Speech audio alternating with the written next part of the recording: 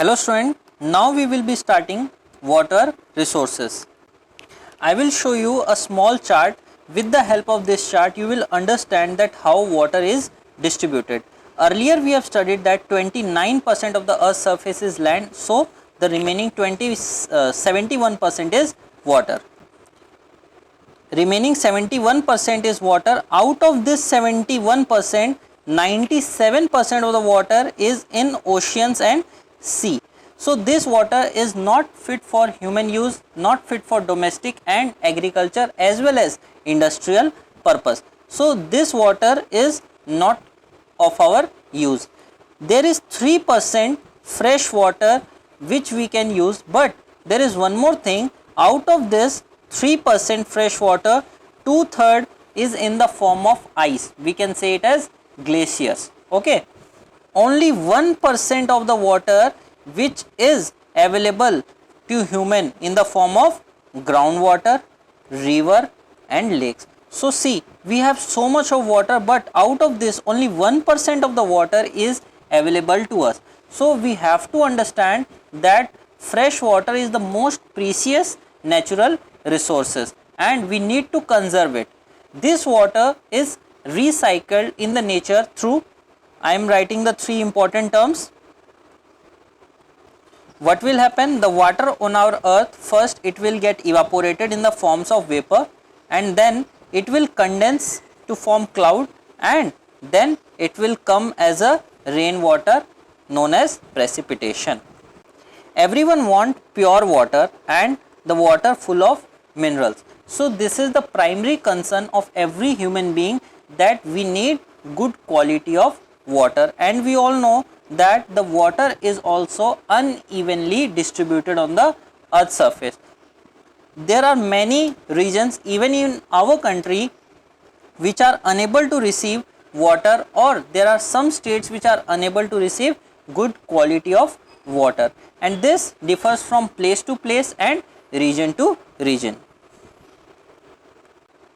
There are some countries facing the problem of scarcity of water such as Africa, West Asia, Australia, Western USA and some parts of the South America. They are facing the acute water storage. We all know that population is increasing day by day, so the demand of the water is also increasing day by day. Water is needed for the production of food, water is needed for agriculture, water is needed for domestic needs, water is also needed for raising the standard of living, means you need a good fountains that also need water, and water shortage is also caused by misusage, means everyone in our country they misuse the water.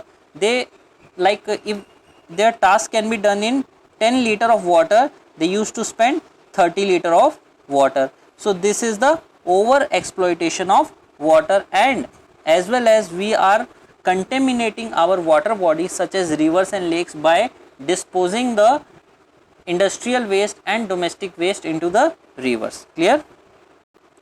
In our country, water is needed to irrigate the farmlands, and most of the water requirements of our country is fulfilled through the rainfall, but this rainfall is not evenly distributed. Some part gets so much of rainwater that it will come into flood, and some part don't even receive the small amount of rain that cause drought.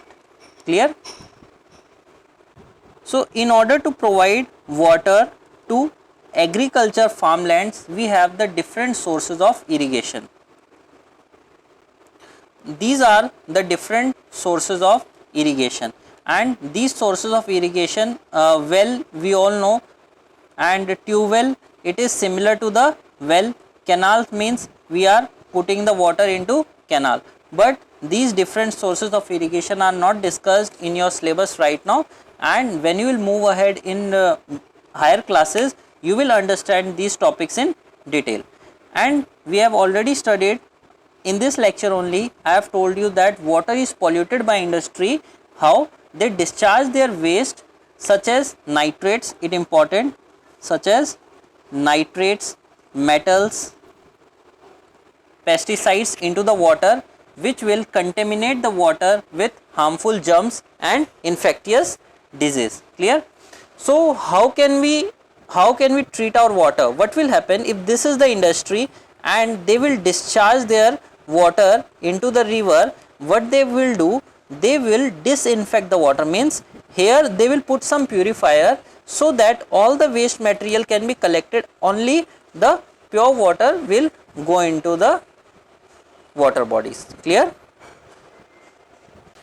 Rainwater harvesting, what people used to do, they used to collect the water in the rainy season, and when there is a dry season they use that water in the dry season. Clear? Next, we use sprinklers, right? Sprinklers. This is basically an instrument which is used by the farmers to spread small amount of water in the large scale. It is something like a small pipe, and over there one nickel is there which is distributing the small amount of water but to the larger distance.